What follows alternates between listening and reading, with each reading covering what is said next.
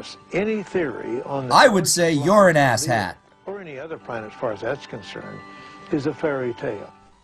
Hi, I'm fucking Courtroom McLawyerson. Life from non-life, apart from God's direct intervention, is a fairy tale. But despite that obvious truth, evolutionists... Which is why when the English arrived in Australia, the Aborigines tried to teach them about Christ.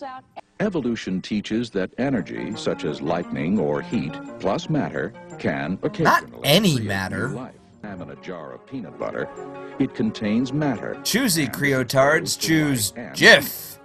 But we never find new life inside, unless an outside... Just like you'll never find life in tacos, fruit smoothies, basketballs, bricks, deodorant, or condoms. Then I should, occasionally, by subjecting this to energy, end up having new life. You may smile at this, Or weep but you'll never openly. forget it, because you and I conduct, collectively, over 1 billion experiments every year, and we've done that for virtually 100 years. Because I know, like me, you all send cultures of your peanut butter to biologists for testing. Hello everybody. Now, my name is Jack, and this is my channel Together for Peace. And on this channel, I would like to promote a dialogue. Of course, we need to set some basic rules, and the first thing you need to understand is that when it comes to any sort of debates about reality, I'm right and you're wrong. You see, I have in my possession a book called the Bible, and it contains the truth. I want us to engage in a dialogue in order for us to come together. And in order to facilitate that, I will be posting lots and lots of videos in which I go out of my way declaring how invalid the atheist lifestyle is, how worthless your life is, how meaningless your existence is. We were about to head back when Dave found something in the leaf litter. It was a watch. It seemed very well designed. It must have been created, and by an intelligence. I thought about the elegant intricacy and complexity of the life around me, and about what relevance the watch could possibly have to thoughts about that life and the origins of its remarkable variety. I looked at the watch again. It has hands and a face, but certainly no genitals. It won't be making any copies of itself. And it struck me how poor an argument it is to suggest that a timepiece is analogous to a living organism, and how astonishingly, childishly naive it is to think that life necessitates an intelligent designer. Jesus freak, your view about why there is suffering in the world is simply and completely self-refuting. You say that God created a perfect world called heaven. Now, the problem is that if it is possible for God to create a completely perfect world with no sin, no suffering, no death, no pain, then this world, this imperfect world where there is pain, death, suffering, sin, etc., becomes completely unnecessary. So you say humans have free will and that leads them to sin. Well, what happens in heaven then? Do they not have free will? Well, if they don't have free will, aren't they being raped by God's love? If they do have free will, then how can you really say it's perfect? Wouldn't somebody eventually sin? Well, physical bodies are unnecessary. Free will, unnecessary. Humans' sinful nature. I mean, in heaven, are people going to have a non-sinful nature? Are they going to have a pure nature? Then why weren't humans just given a pure nature to begin with? You see, whatever reasons that you come up with, which makes heaven immune to all the problems of this world and therefore perfect, demonstrate why this world could have just been made perfect. The phrase, there is no evidence for God. Speaking for myself, I'm completely open to evidence for a God. I just haven't seen any. That's all. No brainwashing going on here. Evidence number one, quantum mechanics. Well, if quantum mechanics is evidence for God, why aren't most atomic and nuclear physicists devout Christians? Are they too stupid to see the evidence that you see? I wish you would explain. Especially positive or strong atheists will rely solely on materialistic science to tell us what is real in the material universe. What is the other way of telling what is real in the materialistic universe besides materialistic science? Can you tell me? If God is not in the observable world, so they think, then he does not exist. Well, just change this to, if God is not in the observable world, then there is no reason to suppose he exists.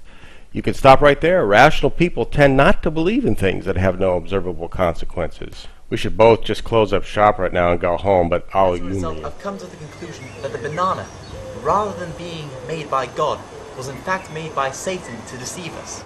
So we'll be forgetting about the banana for today, and instead be looking at some of the other items in the fruit bowl. The orange. Now if you study a well-made orange, you'll see that it's got a flat space here on the bottom. Now if you observe your palm, you'll see that it's also flat. The two are clearly made perfectly, one for the other.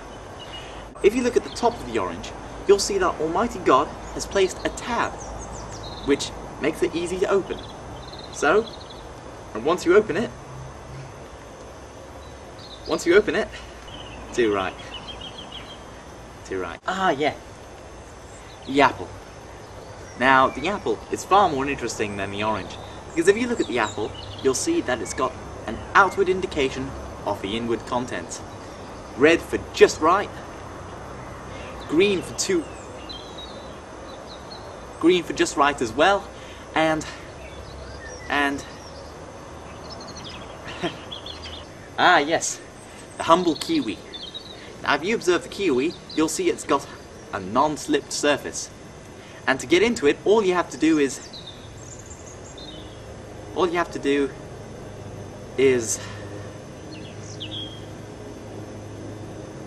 we'll leave that for later as well.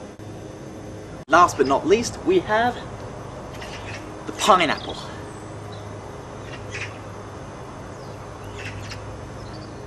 Alright, TJ, unlike some of your other atheist critics, I actually do like some of your videos, but you're more relativist, TJ, and so you don't think there's absolute morality.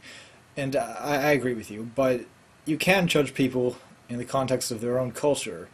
And within a culture, there's sort of like three broad moral groups. There's the progressives, who are pushing the zeitgeist forward. There are the moderates, who are sort of don't really care one way or the other. They'll just go along with everyone else. And then there are the regressives, the people who are dragging their heels and slowing the process down. And honestly, when you get up in front of a camera and tell people to and say the kinds of things you're saying, TJ, you're one of the regressives. You're slowing down the progress of the zeitgeist, and it's really quite painful to watch. And you don't sound like you know what you're talking about.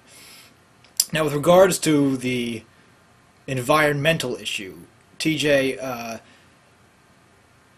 this is just ridiculous. I mean, you know better than this. You know that it's such a serious problem right now, and I mean, you've got 50,000 subscribers, TJ. To get up in front of a camera and start calling people douchebags who try to do their part to decrease, you know, the effects that humans are having on the environment, to get up and encourage people to be, you know, wasteful and selfish and all the worst things about humanity, you know, it's pretty goddamn reckless, TJ.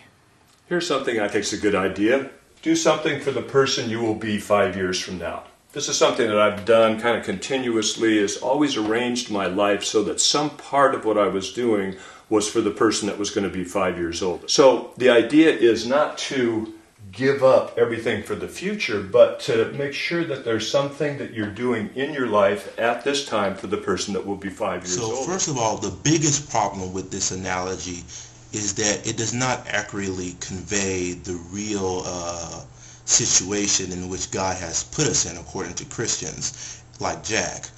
In reality, it's not a matter of entering the city versus not entering the city. It's more of an analogy, it's more of a matter of entering the city versus entering Gulag. Either you enter the city, which I have created for people who will accept me, or you enter the Gulag for people who do not accept me. And in reality, you're not the one making the decision as to whether or not you enter the city or you're entering the Gulag. God is the one making that decision. You are simply making the decision not to accept him. You're not making a decision to go to heaven or to hell. According to Christians, you really don't have a choice in the matter. You're either going to heaven or you're going to hell. I believe that atheists are rational people and logical people, and who wish and like to gain knowledge and information. So atheist people have very clear minds and like to understand how things function and work and how they are. And I believe if we educate people better, they will gain this way of thinking, and therefore me trying to convey more informative videos about biology, neuroscience, philosophy and other topics, I think we will get across a nice message.